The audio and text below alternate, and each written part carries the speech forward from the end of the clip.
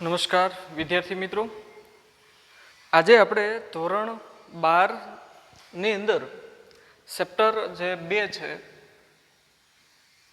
Okay તેમાં અગાઉના લેક્ચરની અંદર વાત કરી કે ભાઈ બાહ્ય વિદ્યુત ક્ષેત્ર હોય અને તેમાં જ્યારે કોઈ વિદ્યુત ભાર પર કાર્ય કરવું પડે કે લાવવા માટે કાર્ય કરવું પડે ત્યારે એમાં કંઈક ઉર્જા સંગ્રહ થાય અને એ ઉર્જા એટલે સ્થિતિ ઉર્જા મિત્રો.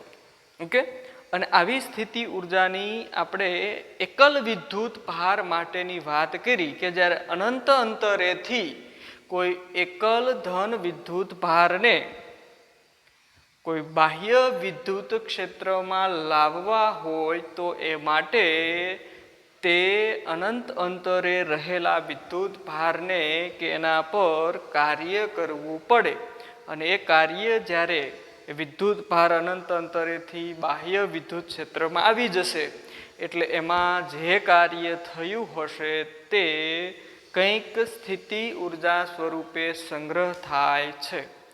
આમ આપણે એકલ વિદ્યુત ભાર માટે સ્થિતિ ઉર્જાનું સમીકરણ જોયું. હવે મિત્રો આપણે બાહ્ય વિદ્યુત ક્ષેત્રમાં બે વિદ્યુત ભારોના તંત્રની સ્થિતિ ઉર્જાનું સૂત્ર મેળવવાનું છે. ઓકે, અહીંયા ખાસ એ સમજો, અગાઉના આપણે બે જે પ્રશ્નો લીધા કે એમાં ખાસ શું હતું તો કે વિદ્યુત ક્ષેત્ર હતું નહીં. અહીંયા વિદ્યુત ક્ષેત્ર છે એટલે આપણે શબ્દ વાપરશું બાહ્ય વિદ્યુત ક્ષેત્રમાં બે વિદ્યુત ભારો ના તંત્રની સ્થિતિ ઉર્જા. ઓકે, બે આપણે વિદ્યુત ભારો લેવાના છે અને બે વિદ્યુત ભારો જ્યારે બાહ્ય વિદ્યુત ક્ષેત્રમાં આવે ત્યારે તંત્રની કુલ સ્થિતિ ઉર્જા સમજવાની છે. તો આપણે એક યામાક્સ પદ્ધતિ ધ્યાનમાં લઈએ.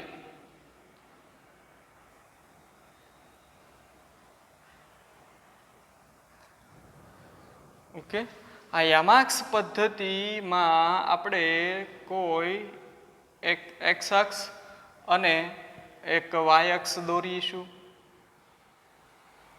એક્સ અક્ષ અને આ છે એક્સ અક્ષ. ઓકે, વાય અક્ષ આ એનું ઉગમ બિંદુ છે મિત્રો. હવે સ્વાભાવિક છે કે આ વિસ્તારમાં કંઈક બાહ્ય વિદ્યુત ક્ષેત્ર આવેલું છે. હવે એ વિદ્યુત ક્ષેત્ર સમાન પણ હોઈ શકે અને અસમાન પણ હોઈ શકે. જો સમાન વિદ્યુત ક્ષેત્ર હોય તો એની જે ક્ષેત્ર રેખાઓ હશે એ કેવી હશે તો કે સમાંતર હશે અને સમાંતર હોય ત્યારે એ સમાન વિદ્યુત ક્ષેત્ર એમાં જોવા મળે. અસમાન કોને કહેવાય તો કે વિદ્યુત ક્ષેત્ર રેખાઓ છે એ બધી જ અસ્ત વ્યસ્ત આવેલી હોય. ઓકે, અહીંયા આપ જોઈ શકો છો કે આવી અસ્ત વ્યસ્ત વિદ્યુત ક્ષેત્ર રેખાઓ જે છે ઓકે એ વિદ્યુત ક્ષેત્ર કેવું કહેવાય અસમાન. કારણ કે અહીંયા જોઈ શકો બે વિદ્યુત ક્ષેત્ર રેખાઓ વચ્ચેના અંતરો સરખા છે નહીં. અહીંયા વધારે હોય અહીંયા ઓછું હોય એટલે અસમાન કહેવાય. અને અસમાન હોય તો ત્યારે વિદ્યુત ક્ષેત્ર રેખા કે એના વડે જે વિદ્યુત ક્ષેત્ર ઉત્પન્ન થાય એ અસમાન છે. એટલે અહીંયા ટૂંકમાં વિદ્યુત ક્ષેત્ર છે ઓકે જે સમાન અથવા તો અસમાન બેમાંથી કોઈ પણ હોઈ શકે. તો આપણે આ વિદ્યુત ક્ષેત્ર છે ઓકે હું અહીં લખું બાહ્ય વિદ્યુત ક્ષેત્ર આવેલું છે આમાં. ઓકે, હવે આપણે અનંત અંતરેથી અહીંયા માની લ્યો કે જે અંતર છે એ અનંત અંતર છે. ઓકે, આ અનંત અંતરેથી આપણે કોઈ એક વિદ્યુત ભારને બાહ્ય વિદ્યુત ક્ષેત્રમાં લાવવો પડે. હવે યાદ રાખજો મિત્રો કે જ્યારે વિદ્યુત ભાર અનંત અંતરે આવેલો હોય, ક્યાં આવેલો હોય? અનંત અંતરે જ્યારે આવેલો હોય ત્યારે એની જે સ્થિતિ ઉર્જા છે એ શૂન્ય ગણવામાં આવે છે. ઓકે, ખાસ યાદ રાખજો, અનંત અંતરે સ્થિતિ ઉર્જા કેટલી લેવામાં આવે? શૂન્ય લેવામાં આવે છે, એટલે કે યુ બરાબર શૂન્ય છે. હવે આવા અનંત અંતરે શૂન્ય સ્થિતિ ઉર્જા ધરાવતા વિદ્યુત ભારને આપણે જ્યારે આ બાહ્ય વિદ્યુત ક્ષેત્રમાં લાવીએ, માની લો કે એને અહીંયા લાવીએ, આ બિંદુ છે એને પી બિંદુ કહીએ. આ પી બિંદુ છે એ ઉગમ બિંદુથી કંઈક R1 જેટલા સ્થાન સદિશે આવેલું છે. ઓકે, એટલે આનો જે સ્થાન સદિશ છે એ R1 કહીએ. હવે પી બિંદુએ જ્યારે આપણે Q1 વિદ્યુત ભાર લાવીએ અથવા તો જોઈએ તો આ પી બિંદુ પાસે અહીંયા કંઈક વિદ્યુત સ્થિતિમાન હોય અને એ જે વિદ્યુત સ્થિતિમાન હશે એને આપણે V ઓફ R1 નામ આપીએ. એટલા માટે કે R1 સ્થાન સદિશ ધરાવતા બિંદુએ વિદ્યુત સ્થિતિમાન છે એ કંઈક V ઓફ R1 છે.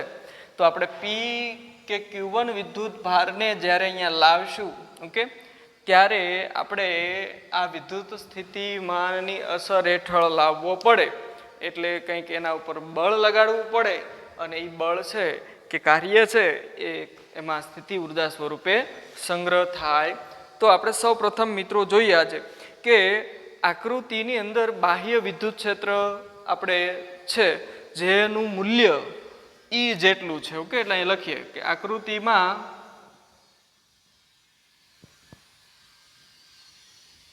બાહ્ય વિદ્યુત ક્ષેત્ર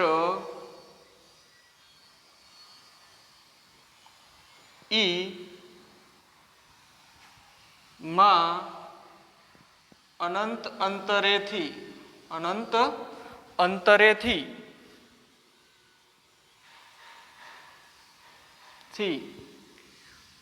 વિદ્યુત ભારને લાવવાતા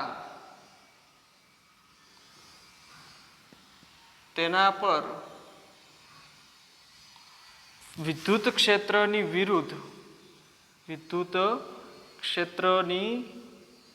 વિરુદ્ધ કાર્ય કરવું પડે.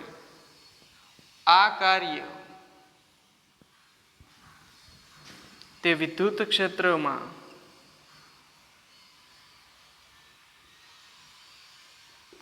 સ્થિતિ ઉર્જા સ્વરૂપે સંગ્રહિત થાય છે. ઓકે, તો આપણે જોઈએ કે Q1 વિદ્યુત ભારને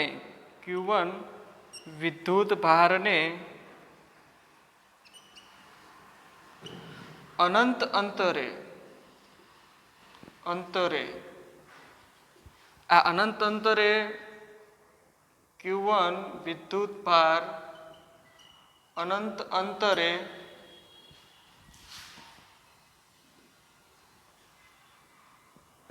શૂન્ય સ્થિતિ ઉર્જા ધરાવે. ઓકે, એવું આપણે ધારવાનું છે. તો Q1 વિદ્યુત ભારે અનંત અંતરેથી R1, આ જે P બિંદુ છે એનું અંતર ઉગમ બિંદુથી કેટલું છે? તો કે R1 સ્થાન સદિશ ધરાવતા તથા V ઓફ R1 સ્થિતિમાન ના તફાવત હેઠળ પ્રવેગિત ગતિ કરાવી પી બિંદુએ સુધી કરવું પડતું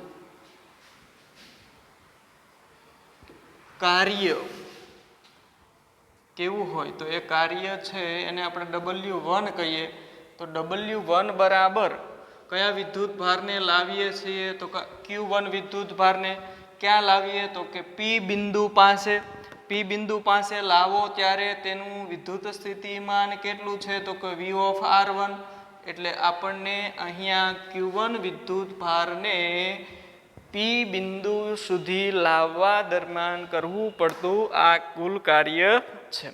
ત્યારબાદ આપણે Q2 વિદ્યુત ભારને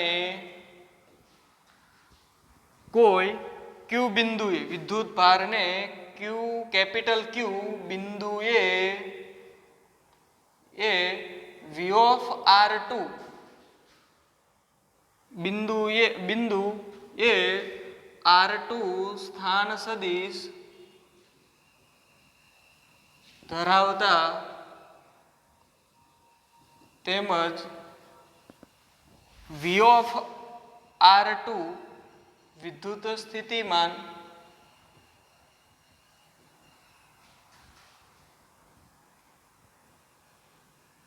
ની અસર હેઠળ કરવું પડતું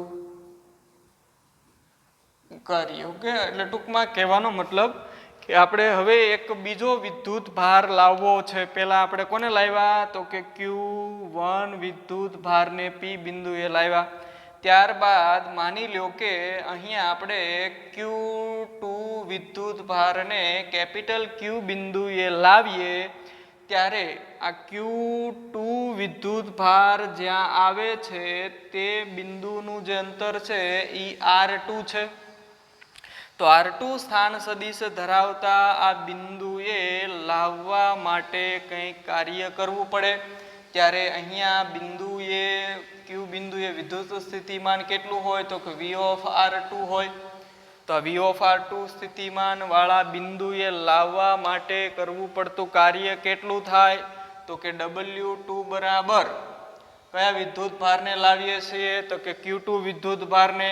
ત્યારે Q2 વિદ્યુત ભાર જે બિંદુએ આવે ત્યાં વિદ્યુત સ્થિતિમાનનો તફાવત કેટલો છે તો કે V of R2 છે.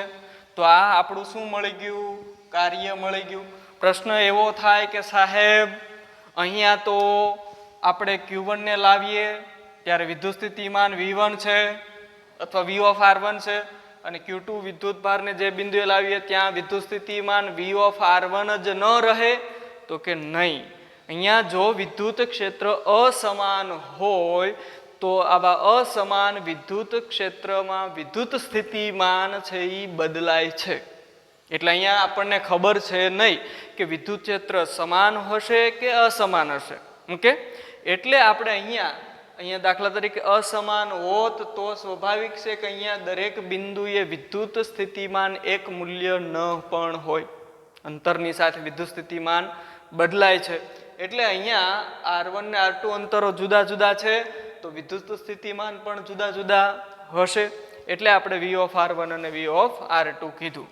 ચાલો મિત્રો, આપણે બે વિદ્યુત ભારને લાવવા દરમિયાન કરવા પડતા કાર્ય શોધી લીધા. ઓકે, પણ હજી પણ આપણે એક કાર્ય એવું કરવું પડે છે જેમાં Q1 અને Q2 વિદ્યુત ભાર કોની અસર હેઠળ આવે છે તો કે બાહ્ય વિદ્યુત ક્ષેત્રની અસર હેઠળ આવે છે. ઓકે, એટલે અહીંયા આવું લખાય કે Q1 તથા Q2 વિદ્યુત ભાર બાહ્ય વિદ્યુત ક્ષેત્ર ની અસર હેઠળ હોવાથી ક્ષેત્રની વિરુદ્ધ કરવું પડતું કાર્ય છે. એ કાર્ય કેટલું થાય તો કે W3 બરાબર આપણે જો અહીંયા એ કાર્ય મેળવીએ મિત્રો તો આ કાર્ય છે એ કેટલું મળે છે ઓકે એની આપણે વાત કરીએ તો કે સામાન્ય રીતે અહીંયા આપણે કાર્યનું સૂત્ર એક આવું ભણ્યા કદાચ જો તમને બેઝિક સમજાવું કે કાર્ય બરાબર થાય બળ ગુણ્યા સ્થાનાંતર બળ એટલે દાખલા તરીકે કે Q1 Q2 છેદમાં R² અને સ્થાનાંતર એટલે R તો એક R ઉડી જાય એટલે વધે કે Q1 Q2 છેદમાં R તો આ આપણને કાર્યનું સૂત્ર મળ્યું Q1 અને Q2 વિદ્યુત ભારને વચ્ચેનું આ જે R છે એ શું હશે તો કે Q1 અને Q2 વિદ્યુત ભારો વચ્ચેનું આ અંતર જેને આપણે R12 એવું નામ આપીએ R12 ઓકે તો R12 સ્થાન સદિશ ધરાવતા બે વિદ્યુત ભારો વચ્ચે થતું કાર્ય કેવું હોય તો કહેવાય કે Q1 Q2 છેદમાં R12 અને અથવા તો આમ પણ લખાય 1/4 પાઈ એપ્સાઇલોન 0 R12 અને અહીંયા Q1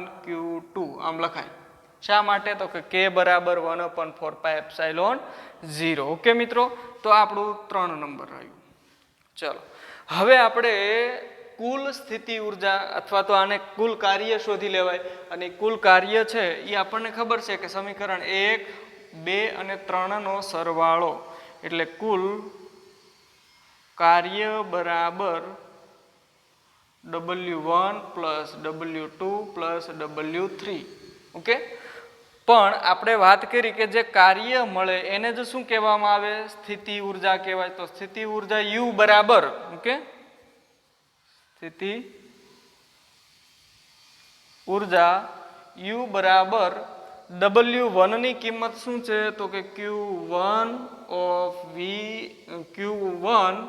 VR1 plus Q2 VR2 સદિશ તમે સદિશ પણ લખી શકો કે અહીંયા કારણ કે અહીંયા સદિશ સ્વરૂપે પણ હોઈ શકે અને અદિશ એટલે સદિશ સ્વરૂપે QV(R1) સદિશ પ્લસ QV(R2) સદિશ પ્લસ Q3 નું મૂલ્ય કેટલું છે તો કે 1/Q1 Q2 છેદમાં 4 પાઈ એપ્સાઇલોન 0 R12 તો મિત્રો આ જે સમીકરણ આપણને મળ્યું એ સમીકરણ શું બતાવે છે તો કે અહીં તંત્રની કુલ સ્થિતિ ઉર્જા છે એ દર્શાવે છે ઓકે જે આપણે Q2 અને Q3 Q1 અને Q2 વિદ્યુત ભારને અનંત અંતરેથી લાવવા દરમિયાન થયેલું કુલ કાર્ય છે એ દર્શાવે છે મિત્રો એટલે આ આપણે બાહ્ય વિદ્યુત ક્ષેત્રમાં બે વિદ્યુત ભારોના તંત્રની સ્થિતિ ઉર્જાનું સમીકરણ છે એ મેળવ્યું છે મિત્રો